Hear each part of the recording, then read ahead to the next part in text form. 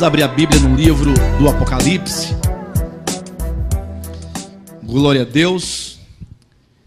Capítulo 1, versículo 9.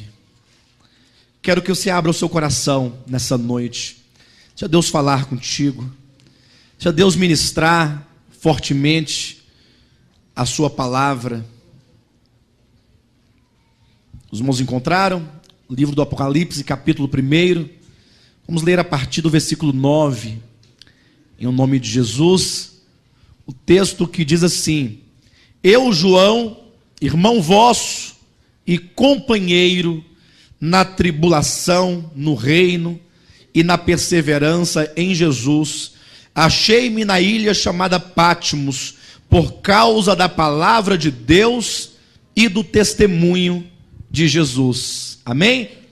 Agora você abra aí no capítulo 6 de Apocalipse e leia comigo então o versículo 9, que diz assim: Quando ele abriu o 5º selo, vi debaixo do altar as almas daqueles que tinham sido mortos por causa da palavra de Deus e por causa do testemunho que sustentavam.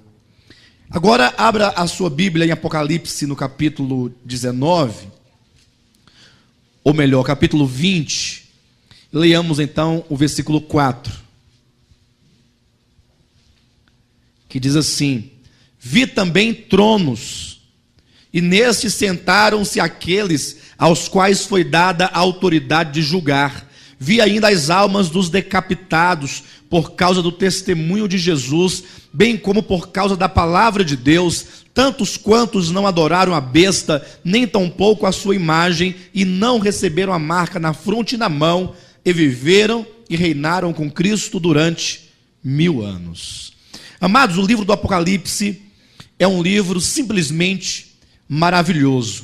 Ao contrário do que muitos pensam ser um livro de assombração, um livro de temor, um livro que impõe medo, a Bíblia nos revela, porque o Apocalipse é a revelação de Jesus Cristo, nos mostra que o Apocalipse é um livro de consolação, é um livro de encorajamento.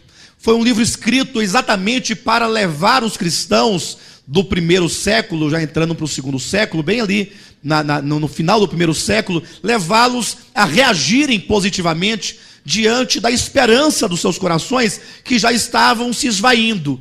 Nós sabemos que o 1º século da igreja foi um século de muitas perseguições por parte não somente dos judeus, mas também, sobretudo, do Império Romano.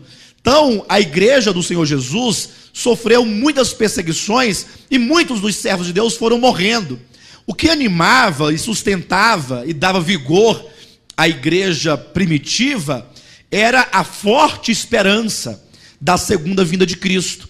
Diferentemente do que é hoje, a igreja do 1º século, ela vivia cada momento e cada dia como se fosse o último, porque eles viram, muitos deles viram Jesus na sua encarnação, ouviram Jesus, viram Cristo na sua ressurreição. Os apóstolos, que eram ali as testemunhas e primeiras testemunhas, né, estavam ali, eram aqueles que viram Cristo sendo crucificado, e eles estiveram com Cristo na sua ressurreição. Eles tocaram a Cristo depois da sua ressurreição, eles comeram com Jesus na sua ressurreição, e recebeu as palavras da parte do Senhor, de que ele voltaria.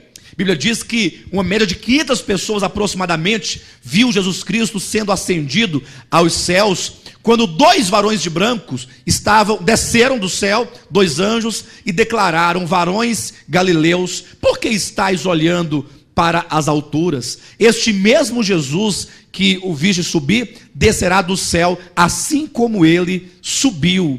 Ou seja, a igreja então do 1º século era uma igreja viva.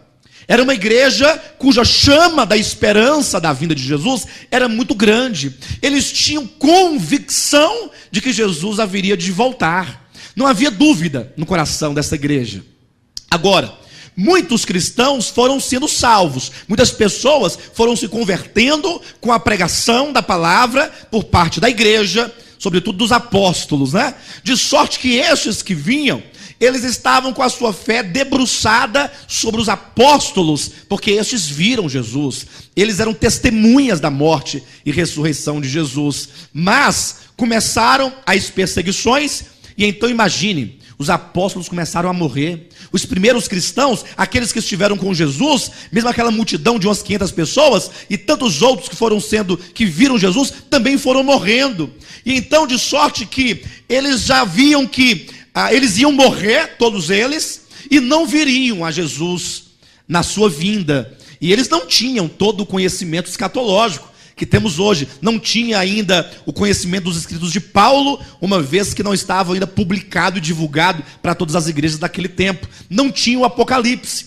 Eles tão somente tinham as palavras que os apóstolos ministraram oralmente de que Jesus voltaria. Agora imagine, tantas pessoas que entregaram suas vidas, que deixaram seus bens, que deixaram a sua vida secular para se integrarem em um grupo de pessoas que aguardavam pela esperança bendita da vinda de Jesus, e agora, sob perseguição, sob morte, muitos morrendo, pessoas perdendo pais, filhos perdendo seus pais perdendo seus filhos, e perdendo seus entes queridos, e morrendo, e aí os apóstolos todos morrem, e João, embora não morra e fica vivo, mas ele é exilado para a ilha de Patmos, e a igreja, então, do primeiro século, fica debilitada, porque os primeiros mais fortes, as colunas, morreram, ficando somente aqueles que vieram depois, e então a fé começa a ficar fragilizada, e a esperança da vinda de Jesus,